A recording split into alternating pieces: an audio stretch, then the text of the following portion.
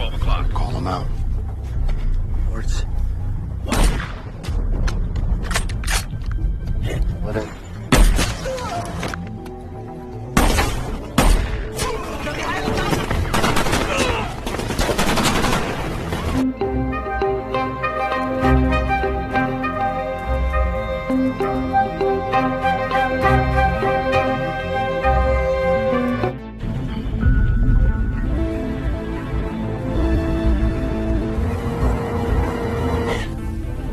Film dibuka di sebuah wilayah perbukitan Somalia. Kemudian, kita diperkenalkan dengan Bob dan Donnie. Mereka berdua adalah sniper terbaik Amerika yang saat ini ditugaskan membantai kelompok pemberontak. Bob yang seorang sniper jitu terbaik, mampu menghabisi satu persatu anggota kelompok pemberontak ini. 12 o'clock. Call him out. Words.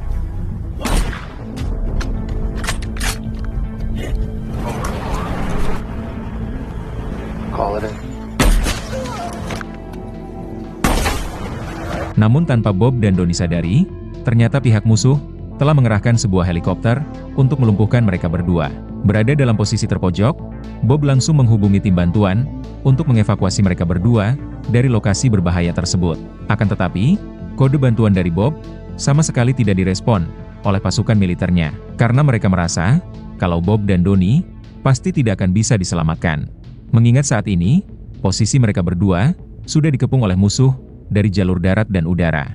Donnie terlihat sudah putus asa dan pasrah apabila harus tewas ditembak oleh pihak musuh.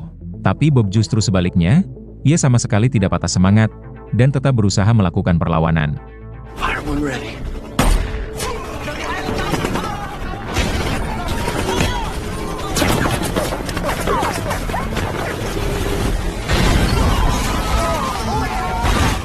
Namun naasnya, sahabat baik Bob yaitu Donnie, harus tewas dalam insiden baku tembak ini.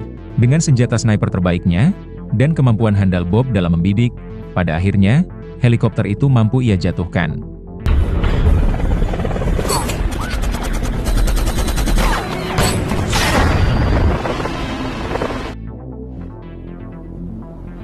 Singkat cerita, 3 tahun telah berlalu. Ternyata Bob masih selamat dari misi terakhirnya yang gagal 3 tahun yang lalu. Akan tetapi, Bob telah memutuskan pensiun dari dunia kemiliteran. Karena Bob marah dan kecewa, serta merasa telah dikhianati oleh pasukan militernya sendiri saat kode minta tolong darinya tidak ditanggapi. Alhasil, Bob menyalahkan pasukan militernya atas kematian sahabat baiknya, yaitu Donnie. Andai saat itu, pasukan militer bantuan datang, mungkin sahabatnya itu masih hidup. Bob memilih hidup menyepi di sebuah kawasan terpencil dan hanya ditemani oleh anjing kesayangannya. Good boy. Gonna sell us today. Pada adegan lain, kita diperkenalkan dengan Kolonel Tom. Diketahui kalau saat ini, si kolonel sedang mencari seorang sniper jitu terbaik, yaitu untuk melindungi sang presiden yang akan mengunjungi beberapa wilayah dan berpidato di tempat terbuka. Diketahui kalau sang presiden mendapat ancaman dari individu tak dikenal yang berencana akan menghabisi sang presiden.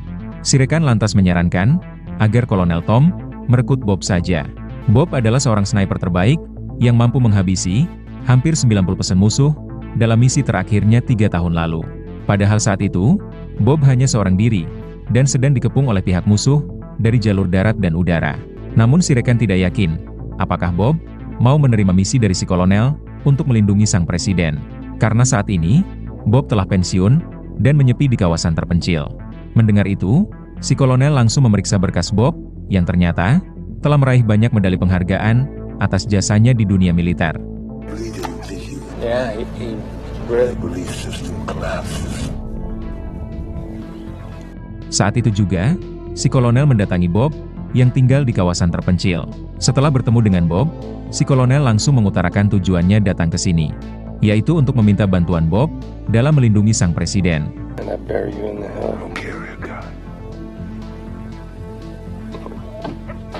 Yes, they execute. Namun Bob yang masih kecewa pada pemerintah, langsung menolak misi dari sang kolonel. Si kolonel memohon kepada Bob agar mau menerima misi ini demi keamanan negara.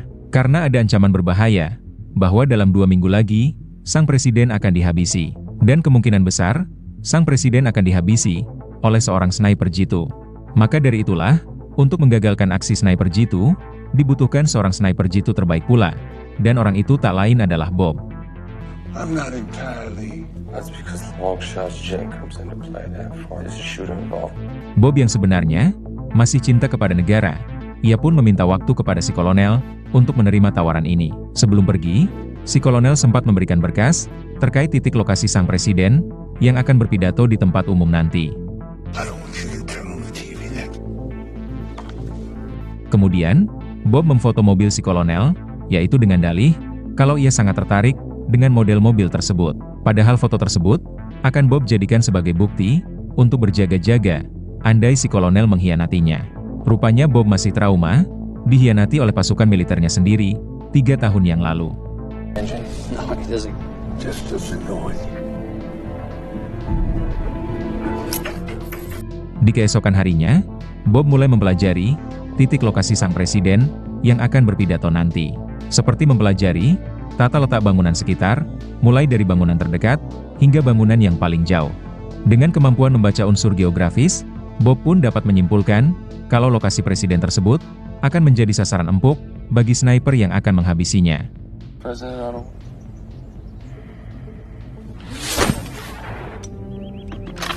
Dan untuk menggagalkan aksi sniper tersebut, dibutuhkan seorang sniper berpengalaman yang mampu membaca hampir seluruh unsur geografis. Dan sniper yang mampu melakukan hal itu, tak lain adalah Bob sendiri. Demi melindungi sang presiden dan menjaga keamanan negara, akhirnya Bob pun setuju menerima misi dari Kolonel Tom. Kemudian, Bob menitipkan anjingnya kepada penjaga hewan. Setelah itu, Bob langsung terbang ke Amerika untuk menjalankan misi, yaitu melindungi sang presiden.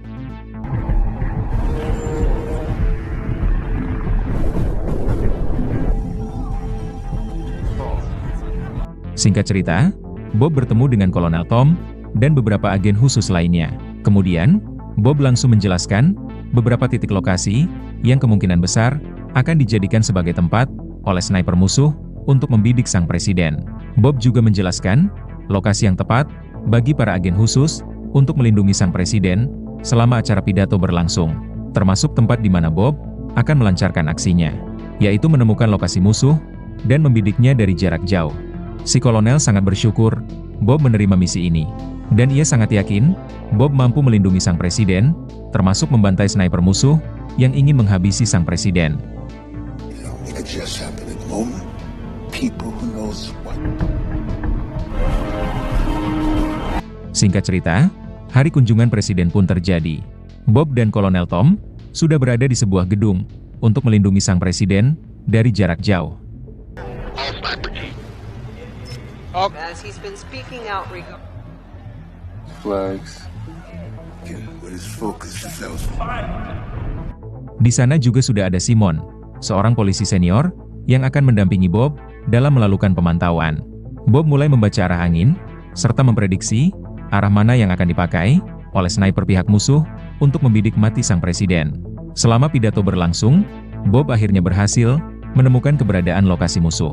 Dan betapa terkejutnya Bob mendapati bahwa dirinya telah salah memprediksi, karena ternyata lokasi sniper musuh berada di dalam gedung yang sama di mana Bob berada sekarang.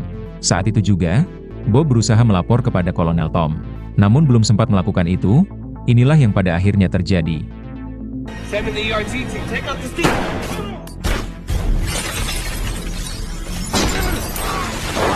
Bob ditembak oleh Simon, yang ternyata adalah anggota dari pihak musuh. Tak lama kemudian, sniper musuh akhirnya berhasil menghabisi sang presiden yang tengah berpidato. Dari sini akhirnya terungkap bahwa Bob telah dijebak oleh Kolonel Tom, yaitu untuk dikambing hitamkan sebagai pelaku yang telah menghabisi sang presiden. Namun sayangnya, mereka gagal menghabisi Bob. Bob yang tertembak berusaha untuk melarikan diri dari sana. Kolonel Tom dan pasukan FBI langsung mengejar Bob yang dianggap sebagai tersangka yang telah menembak sang presiden. Chase him down.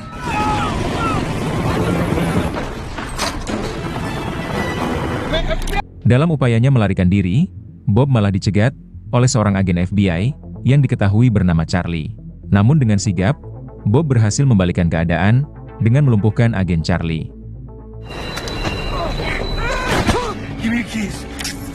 Sebelum lanjut melarikan diri, Bob sempat memberitahu agen Charlie bahwa bukan dirinya pelaku yang menghabisi sang presiden. Namun tentu saja, pengakuan dari Bob tidak ada artinya tanpa disertai bukti yang valid. Kemudian, Bob lanjut melarikan diri menggunakan mobil agen Charlie. Karena ini adalah mobil agen FBI, tentu akan sangat mudah untuk dilacak. Maka dari itulah, Bob sengaja memasukkan mobilnya ke dalam mesin pencuci mobil agar tidak bisa lagi dilacak.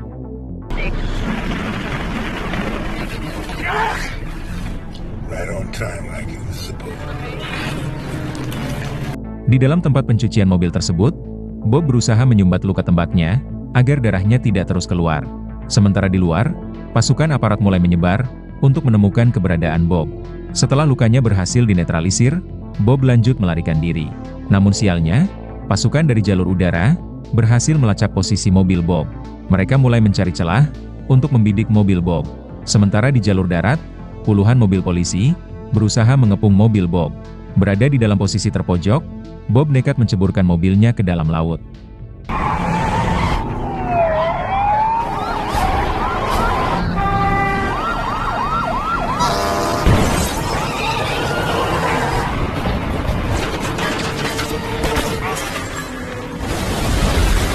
Sampai pada akhirnya, Bob berhasil meloloskan diri.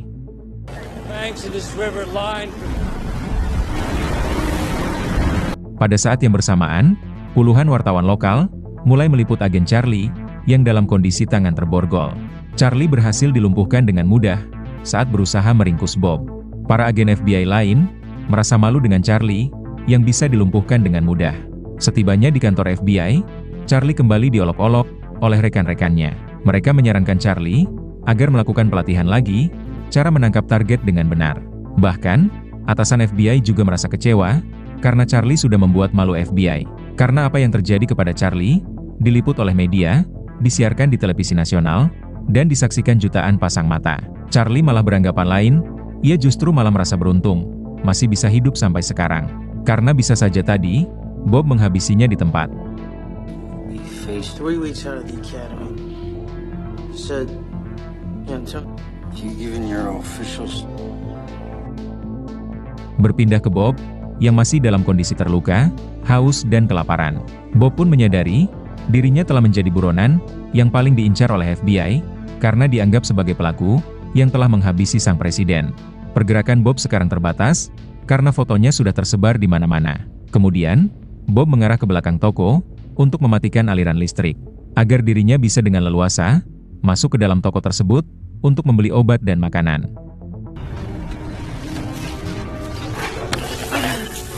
Upaya Bob berhasil mengelabui si penjaga toko. Si penjaga toko tidak sadar, pembeli yang ia layani ini adalah seorang buronan paling diincar.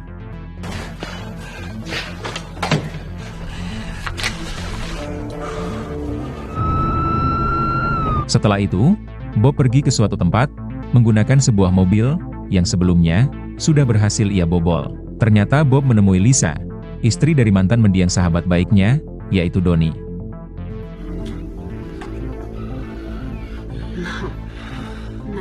Bob sengaja menemui Lisa, karena hanya Lisa saja, satu-satunya orang yang bisa Bob percaya saat ini. Awalnya Lisa menolak menolong Bob, sebab dirinya tidak ingin terlibat masalah, karena berurusan dengan tersangka. Tapi karena tidak tega melihat Bob terluka, akhirnya Lisa pun mau menolongnya. Don't teach me how to kill people. Berpindah ke agen Charlie, yang merasa ada sedikit kejanggalan dengan kasus penembakan sang presiden. Karena ternyata, si presiden tidak tewas dalam penembakan tersebut. Yang tewas justru adalah Uskup Eutopia, yang saat itu berada di samping sang presiden dan terkena peluru yang sama. Charlie juga penasaran dengan ucapan Bob sebelum kabur, yang berkata kalau dirinya tidak bersalah. Charlie mulai meneliti kembali video penembakan tersebut. Dan setelah Charlie amati dengan seksama, ia semakin dibuat yakin kalau target sniper tersebut bukanlah untuk menghabisi sang presiden, tetapi menghabisi Uskup Eutopia. Ternyata sebelum ini, uskup tersebut mengutuk keras sindikat perbudakan yang terjadi di Afrika. Charlie sangat yakin ada konspirasi besar di balik penembakan sang uskup dan sindikat perbudakan Afrika. the flag behind 2.5 feet stairs to investigate. Tak lama kemudian, Charlie mendapat laporan terkait polisi yang menembak Bob yaitu Simon, ternyata sudah tewas tadi malam, akibat terkena serangan jantung. Mendengar itu, Charlie semakin curiga, Simon sengaja dihabisi, agar tidak buka mulut, terkait kejadian yang sebenarnya. Karena saat itu, Simon berada di gedung yang sama, di mana Bob berada, sebelum penembakan itu terjadi. Charlie mulai menyelidiki kasus ini, secara independen. Mulai dari menyelidiki gedung, yang digunakan oleh sniper musuh, untuk menghabisi uskup tersebut.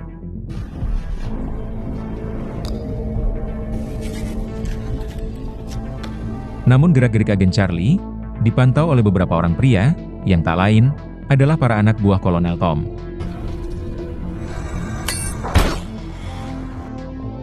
Berpindah ke Bob, yang kondisinya sudah mulai mendingan. Bob mendapat kabar dari Lisa, terkait anjing kesayangan Bob, telah ditemukan tewas dihabisi. Bob sangat yakin, itu adalah ulah pasukan Kolonel Tom. Lisa juga memberitahu perihal sang presiden, yang ternyata masih hidup, dan sekarang mendapat perawatan intensif. Yang tewas justru adalah Uskup Eutopia, yang berada di samping sang presiden. Bob sangat marah, mengetahui anjingnya yang tidak bersalah, malah dihabisi begitu saja. Bob lantas meminta bantuan Lisa, mengirim foto plat mobil Kolonel Tom, yang saat itu, sempat Bob ambil fotonya, untuk dikirimkan kepada agen Charlie, yang Bob yakini, adalah seorang agen FBI jujur. Foto itu bisa dijadikan bukti, bahwa Bob tidak bersalah. Foto itu adalah bukti, bahwa Kolonel Tom sendiri, yang mendatangi kediamannya, untuk memberi misi kepada Bob, dalam melindungi sang presiden. Lisa pun bersedia membantu Bob, karena dulu, Bob sering membantu mendiang suaminya, yaitu Donnie.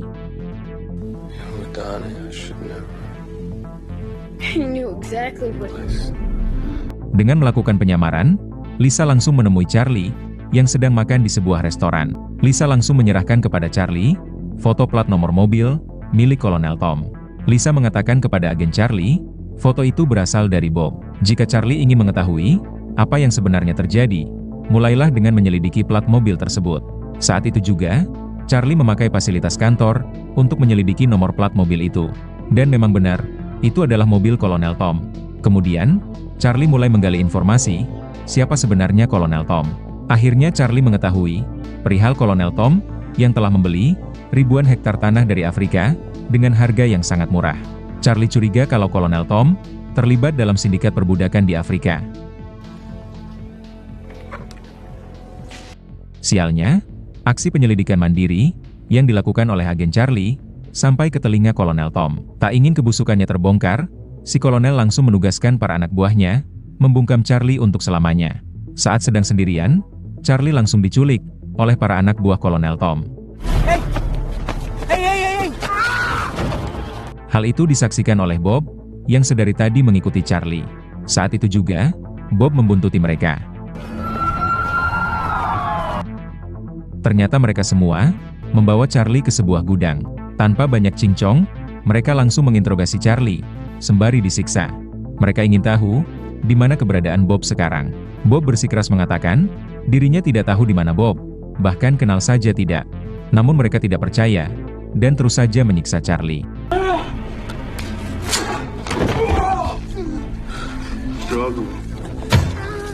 Namun jawaban Charlie tetap sama, yaitu tidak tahu. Akhirnya mereka pun sepakat, untuk menghabisi Charlie, yaitu dengan membuatnya seolah-olah, tewas karena bundir. Namun tiba-tiba, inilah yang pada akhirnya terjadi.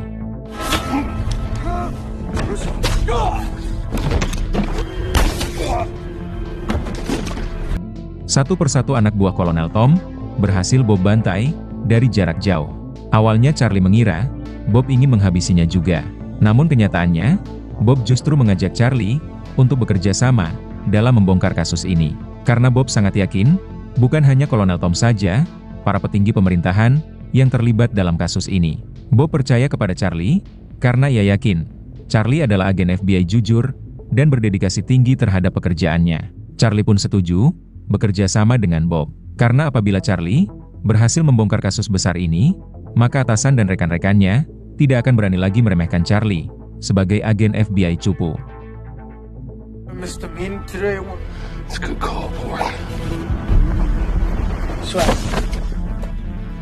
Sementara Bob sendiri, melakukan ini semua, hanya untuk membersihkan kembali nama baiknya.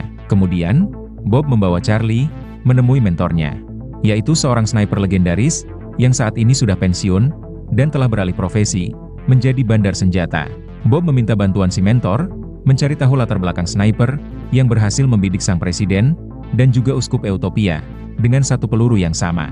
Dan yang paling mengagumkan, sniper itu mampu mengatur target mana yang harus ia habisi dan target mana yang hanya ia lukai saja, yaitu dengan hanya menggunakan satu peluru yang sama dengan menembak dua target sekaligus. Wines that leaves no trace. Who's alive that can do that?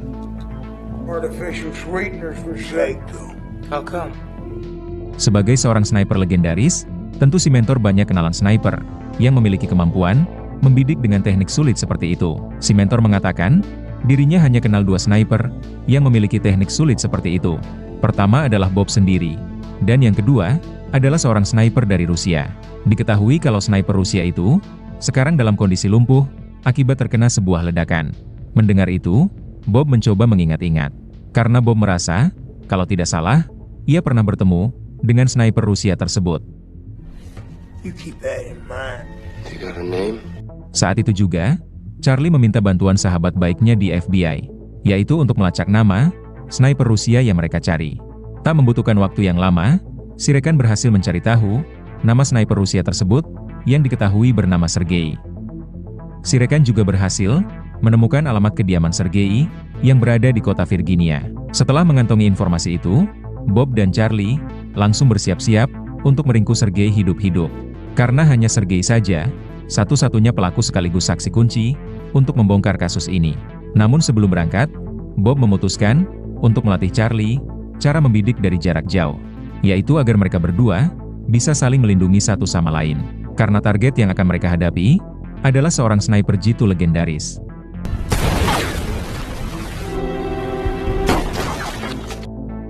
Namun di balik itu, seorang anak buah Kolonel Tom berusaha menculik Lisa. Karena mereka sudah mengetahui Lisa terlibat dengan Bob dan Charlie untuk membongkar kebusukan Kolonel Tom. Dengan cukup mudah, Lisa berhasil diculik oleh anak buah Kolonel Tom. Sementara itu, Bob dan Charlie tiba di kediaman Sergei. Ternyata kediaman Sergei dikawal oleh puluhan tentara bayaran.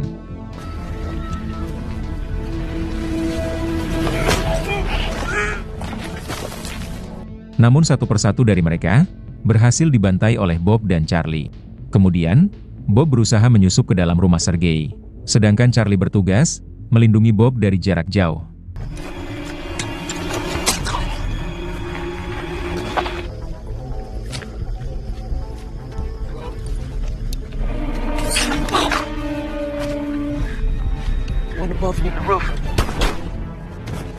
Pada akhirnya, Bob pun berhasil membuat posisi Sergei terpojok. Namun tanpa paksaan sedikit pun, Sergei langsung memberitahu Bob apa yang sebenarnya terjadi. Ternyata Kolonel Tom dan juga seorang senator menjalankan sindikat perbudakan di Afrika. Tidak hanya memperbudak, kedua pejabat serakah ini juga telah merampas tanah lahan mereka.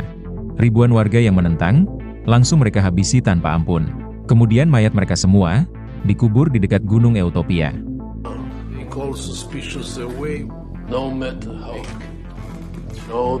Termasuk menghabisi uskup Eutopia yang berencana membongkar kebusukan si senator dan juga Kolonel Tom. Dan yang menghabisi uskup tersebut tak lain adalah Sergei. Sergei terpaksa melakukan ini karena istrinya diancam akan dihabisi. Namun setelah semua ini terjadi, Sergei malah menyesali perbuatannya.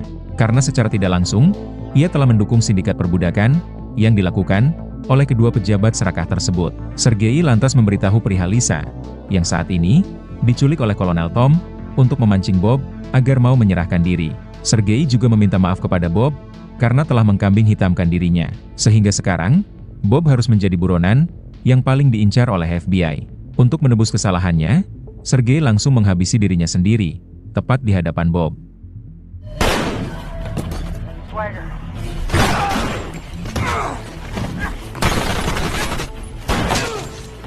Saat hendak pergi dari sana, Bob pun diserang oleh pasukan Kolonel Tom. Charlie yang berada dari jarak jauh berusaha untuk membantu Bob. 2, 1.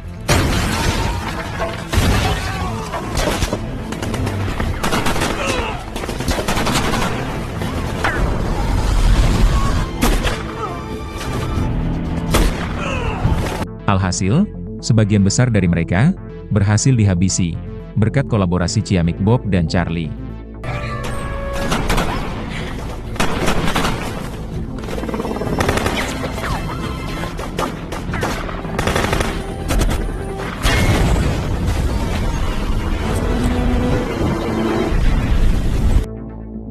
Di keesokan harinya, Bob langsung menghubungi Kolonel Tom, memberitahu kalau dirinya telah mengantongi rekaman bukti, pengakuan dari Sergei, terkait kebusukan Kolonel Tom, dan juga si pejabat senator.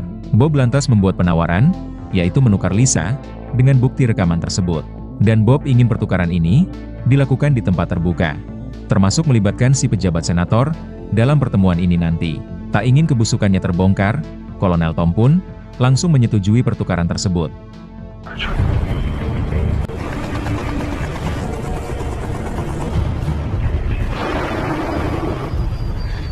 Singkat cerita, pertukaran pun terjadi. Kolonel Tom datang bersama dengan si senator, sembari membawa Lisa. Tak lama kemudian, seorang pria datang. Si kolonel langsung menugaskan snipernya menghabisi pria tersebut, yang ia pikir itu adalah Bob. Tanpa ia sadari, orang itu bukanlah Bob. Bob yang berada di titik lain, berhasil menghabisi sniper Kolonel Tom, dan seorang lagi anak buahnya.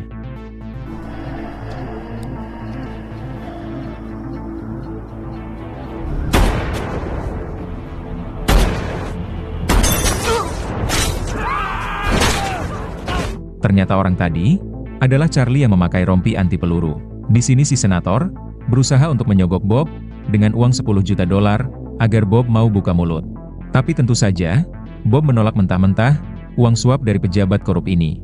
It's just no Democrats. Murder of an entire village, so a They pipeline. like us down there, boy. On TV. And Sesuai perjanjian, rekaman bukti tersebut, mereka minta untuk dibakar. Karena Lisa juga sudah dilepaskan, sesuai kesepakatan. Tanpa ragu sedikit pun, Bob langsung membakarnya, sehingga membuat Charlie kesal. Karena hanya bukti rekaman itu saja, satu-satunya bukti yang valid untuk membongkar kasus ini. Kemudian dengan sombongnya, si kolonel dan si senator memberitahu kalau Bob dan Charlie tidak akan pernah bisa meringkus mereka berdua. Karena melawan mereka berdua, sama saja seperti melawan pemerintah, dan sangat mustahil Bob bisa menang. Not your son. Pada saat yang bersamaan, pasukan FBI pun datang, dan langsung meringkus Bob. Bob tampak sangat santai saat ditangkap. Karena Bob yakin, pengakuan dirinya dan Charlie pasti sudah cukup memadai untuk meyakinkan si ketua FBI. Kalau Kolonel Tom dan juga si senator adalah dalang utama di balik pembunuhan si uskup dan penembakan sang presiden. Beberapa hari kemudian, Bob diminta menghadap Jaksa Agung untuk melakukan persidangan tertutup. Di sana sudah ada Kolonel Tom dan si ketua FBI. Kemudian, Bob diminta untuk melakukan pembelaan diri, bahwa bukan dirinya yang melakukan penembakan tersebut. Bob mulai menjelaskan trik yang dipakai oleh sniper jitu Rusia, yaitu Suri, dalam menghabisi sang uskup dan melukai sang presiden. Saat itu, Sergei berada di gedung yang sama, di mana Bob berada. Saat itu, Suri memakai peluru dari senjata sniper milik Bob. Peluru itu diambil langsung oleh anak buah Kolonel Tom di pekarangan rumah Bob, tempat di mana Bob sering melakukan pelatihan menembak. Waktu pengambilan peluru tersebut, tepat saat hari di mana si kolonel mengunjungi rumah Bob untuk memberi Bob misi, yaitu misi melindungi sang presiden. Good. Put down. Ain't gonna make a difference. Swap. Mendengar penjelasan dari Bob, Kolonel Tom tampak santai, karena dirinya tahu, pengakuan dari mulut Bob tidak bisa dijadikan bukti valid di pengadilan. Mendengar itu, Charlie langsung maju ke depan, membawa bukti-bukti foto jenazah ribuan warga Afrika yang dikubur di Gunung Eutopia. Mereka semua diperbudak dan dihabisi, karena berusaha menentang Kolonel Tom dan si pejabat senator yang telah merampas paksa tanah lahan mereka. Namun lagi-lagi, Kolonel Tom terlihat santai, meski sudah ada bukti nyata terkait semua kejahatannya. Karena persidangan tertutup ini tidak bisa menjerat Kolonel Tom dan juga si senator masuk ke dalam jeruji besi, karena si Jaksa Agung hanya memiliki wewenang di wilayah Amerika saja. Sedangkan kejahatan tersebut dilakukan di luar wilayah Amerika, tepatnya di negara Afrika. Jadi hanya Pengadilan Tinggi Afrika saja yang punya wewenang mutlak untuk menjatuhkan hukuman kepada Kolonel Tom dan juga si senator. Si kolonel dengan sombongnya kembali memperingatkan Bob bahwa Bob tidak akan pernah bisa meringkusnya, karena melawan dirinya sama saja dengan melawan pemerintah.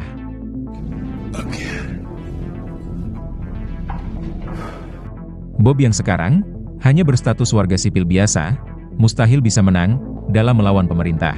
Setelah Kolonel Tom pergi, si ketua FBI ini langsung meminta maaf kepada Bob karena tidak bisa berbuat banyak untuk menghukum Kolonel Tom dan si senator.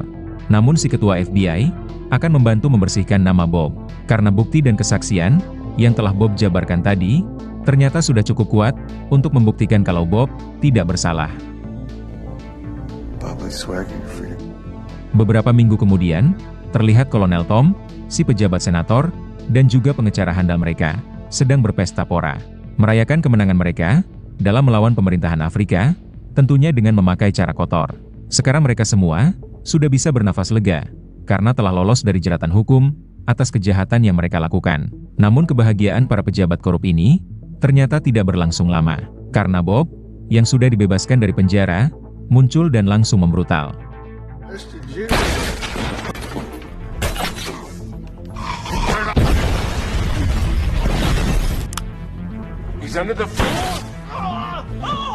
Satu persatu pengawal Kolonel Tom berhasil Bob bantai.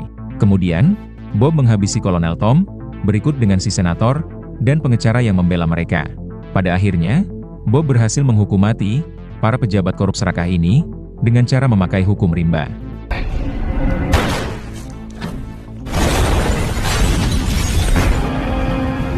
Karena hanya dengan cara ini saja yang bisa membungkam para pejabat korup yang kebal akan hukum. Setelah itu, Bob memutuskan pindah ke negara lain dan memulai lembaran hidup baru bersama dengan pacar mendiang sahabatnya, yaitu Lisa. Kemudian, film pun selesai.